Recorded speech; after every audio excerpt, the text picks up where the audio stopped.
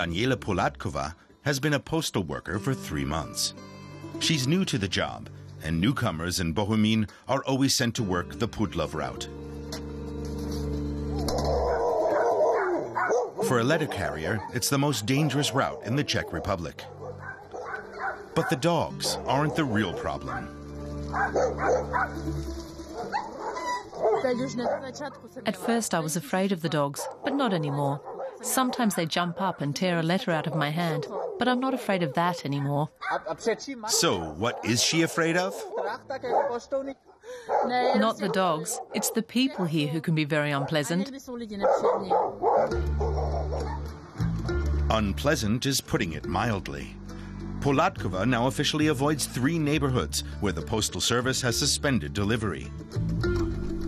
Letter carriers there were mobbed and beaten, one so severely that she was put into a coma. Postal workers aren't allowed to talk about the incident. To find out why letter carriers aren't welcome here, we visit the outskirts of Bohumin, a city 400 kilometers east of Prague. Unemployment in many places is well over 50%. Pudlov is a typical Czech ghetto. The people living here were pushed out of the inner city areas. Tourists don't come here, and now neither do the postal workers. Local resident Vladimir Slepčik says people living in Pudlov have been subject to repeated humiliation and discrimination. He sees this as the city's latest attempt to encourage the people here to leave. No one wants to answer our questions about the postal worker who was beaten into a coma. Vladimir Slepčik says she just collapsed. The letter carrier was so thin, and she had these heavy bags.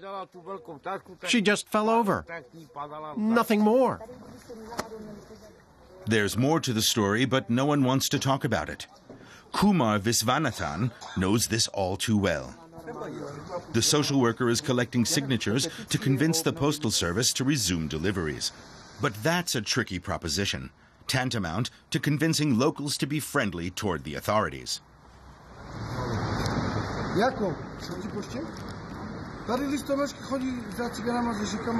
The fact is, the letter carriers also deliver our welfare checks. But they won't just give them to us. They want us to bribe them. But no way. That's not fair. And then you wonder why postal workers get beaten.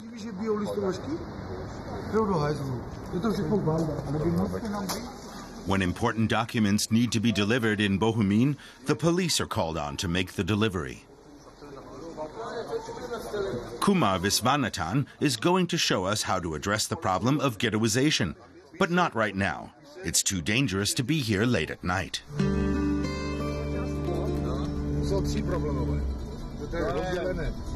Police officers Olin Dudak and Marek Tomas show us the squalid conditions in Bohumin. They say 80% of the people living here are Roma, and there are few peaceful nights. They get a call for backup.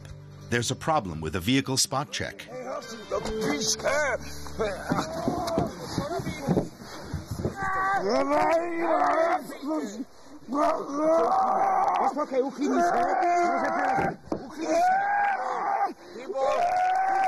Despite all the noise, residents seem to go about their business.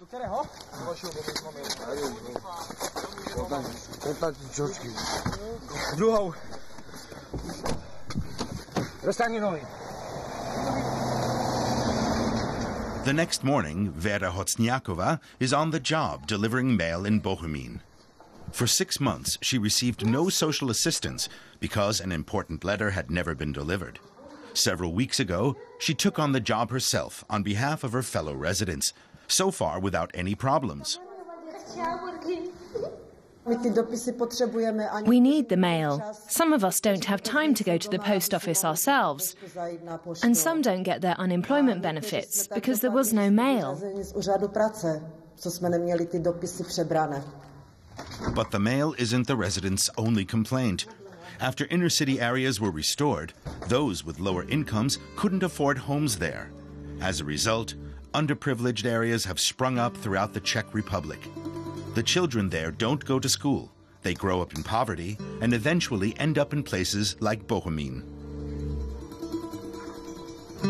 Like their parents, they live lives deprived of opportunities to get a foot up the ladder. Years ago, the outskirts of town were desirable places to live. Now, residents here can't even get the mail. Coma Viswanathan believes there's a better way. His organization supports families who are struggling to pay rent in the city, so authorities can't displace them to the ghettos. With the city taking a hard line, they need the help.